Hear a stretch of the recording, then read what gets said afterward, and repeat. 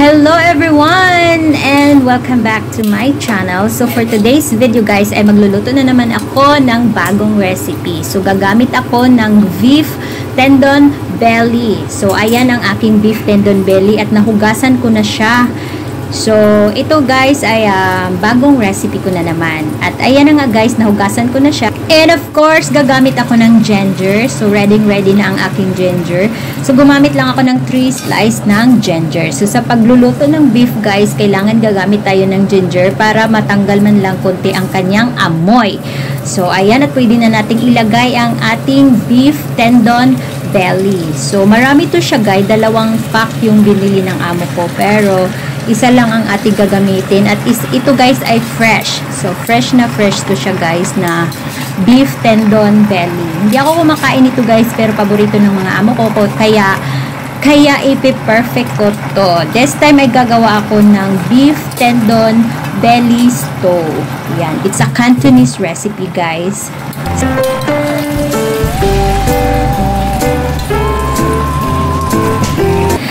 Alright, at ayan lang guys, igigisa lang natin ang ating beef tendon belly sa ating ginger para matanggal man lang ang kanyang amoy. So, ganun lang siya kasimple guys. So, just watch it.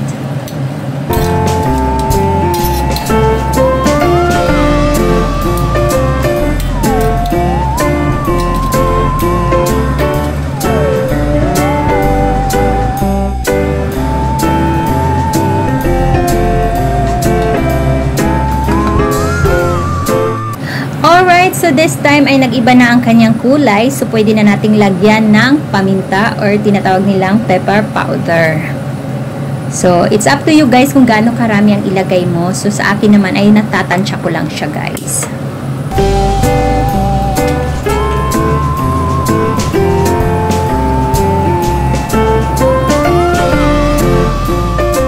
Alright, so ayan, gagamit din ako ng cooking wine. So sa pagluluto ng beef or any pork, gumagamit talaga ako ng cooking wine dahil isa yan siya sa nagpapasarap sa ating niluluto. And then, gagamit din ako ng sugar rock at saka dahong laurel. So ayan guys, gumagamit ako ng dahong laurel and the sugar. It's a rock sugar guys. So it's up to you kung gaano karami ang ilagay mo at ganyan lang, parang ilalagay mo lang siya. At syempre, hindi magpapahuli ang ating light soy sauce at saka ang ating Japanese sauce. So, ayan. Pinaghalo ko na ang aking light soy sauce and aking Japanese sauce, guys. And then, gumamit ako ng 2 cups of water, guys. So, ilalagay na natin ang ating water. Ayan. At ililevel lang natin sa ating beef ang water.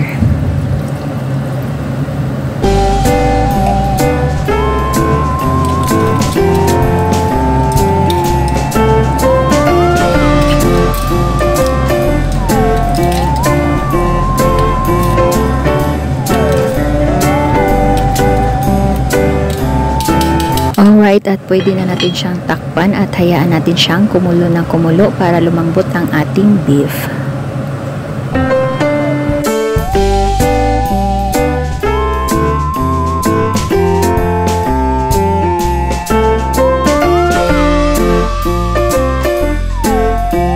Alright guys, a few minutes later, i-open natin. So, ayan, kumukulo na siya, guys. O, diba? Nag-change na yung color niya. So, ayan, i-check lang natin, guys. Just to make sure na talagang lahat sila ay lalambot. Just leave it boil, guys, habang para lumambot siya.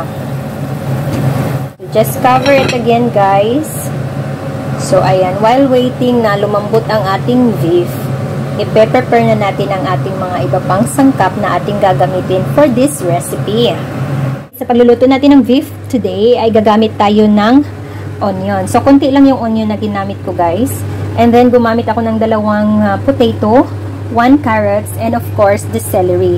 So, ayan, nalinis ko na yung celery, guys. And, ayan, gagamit din tayo ng konting leaves ng celery. So, ikakat lang natin to into cubes. And then later, pag malambot na ang ating beef, saka na natin siya ilagay. So, cut muna natin guys.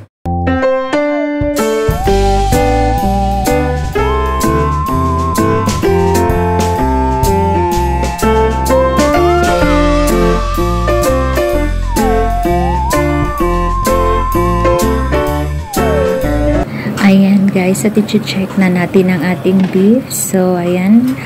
Haluin lang natin konti ang ating beef, guys. I-check natin kung hindi ba siya dumidikit sa ating pot.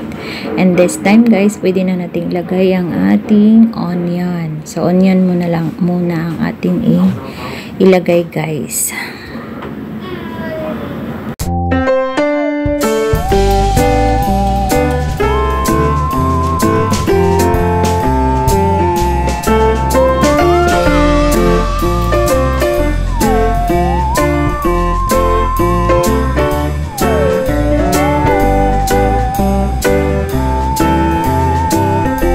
Alright guys, so this time ay lalagay na natin ang ating carrots. So ilagay lang natin siya sa ibabaw ng ating beef, saka na natin siya i-mix.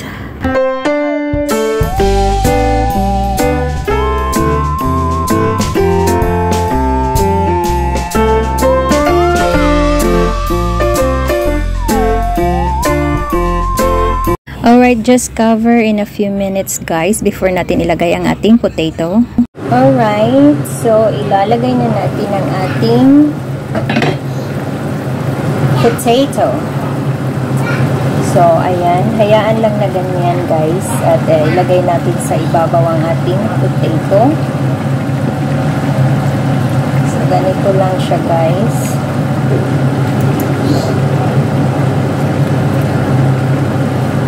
Ating potato. So, gumamit ako ng 2 pieces of potato, guys. And then, just slice it into cubes or it's up to you kung gaano kalaki. Pero, for me, I really want na ganyan lang siya kalaki, guys. So, takpan ulit natin. At hayaan siyang kumulo ng kumulo. Alright? A few inches later. I-open na natin siya para i-mix na naman natin ang ating vegetables. So, sa nakikita nyo guys, diba? Ang ganda.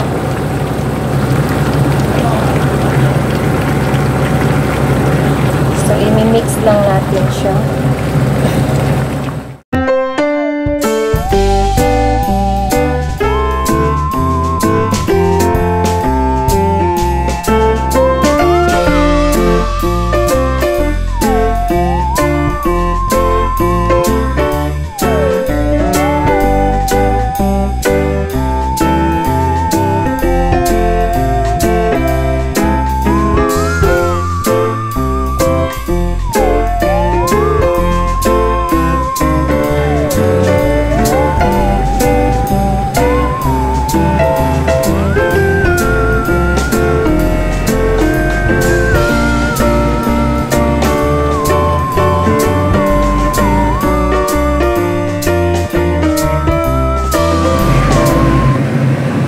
Panghuli nating ilalagay guys bago natin tatapusin ang ating recipe for today. Alright guys, nalagay ko na ang aking celery. Sorry, hindi ko nakuna ng video ang paglagay ng aking celery. So as you can see, ayan ang ating celery. So ayan, ang celery naman kasi guys is hindi kailangan ng overcook. So, okay na yan siya. Yan yung ating celery. So, ayan. So, tama na daw ang taste, guys. Sabi ng amo ko. So, ayan.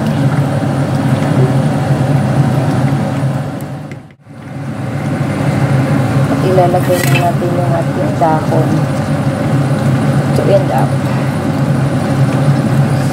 Like that lang.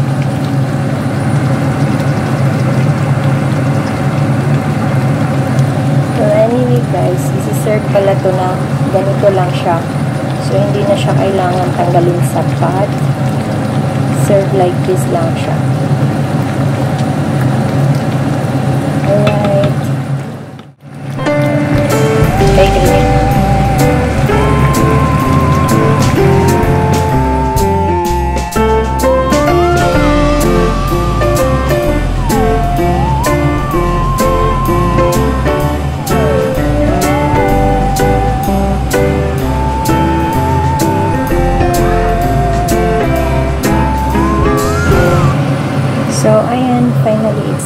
guys. So, tatakpan lang natin siya para hindi siya lumamig. So, itong pot na to guys ay hindi siya basta-bastang lumalamig. Kaya ko siya paglagay ko ng celery na dahon. Kasi mamaya, maluluto din yung dahon sa sobrang init dyan sa loob. Serve with like this lang siya guys. Hindi na siya kailangan ilagay sa serving pot. Alright.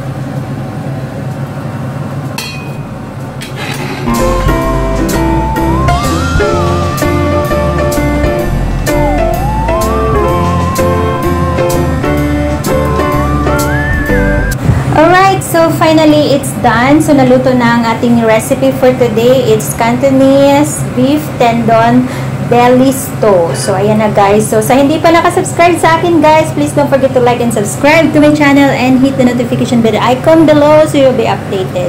Thank you so much guys. I hope na nagustuhan niyo ang video ko for today. God bless everyone. Ciao!